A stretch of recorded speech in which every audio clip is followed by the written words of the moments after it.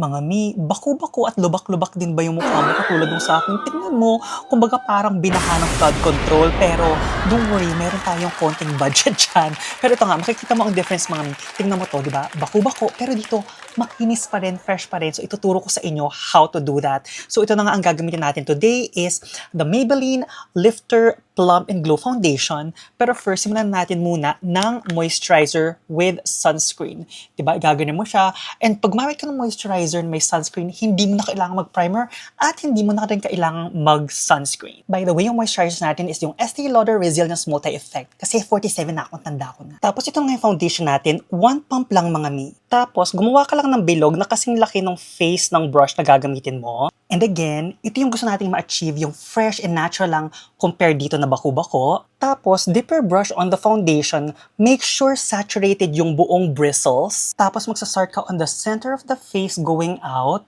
Ganyan lang, center of the face going out.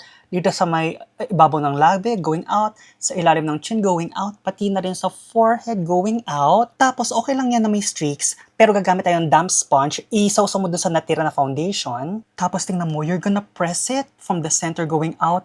Tingnan mo, Mi, di ba? Pag medyo basa yung foundation sponge mo, ayan, tingnan mo, flawless na agad. And don't forget to set it with your setting powder if you Laura Mercier. I guarantee you, it will last all day.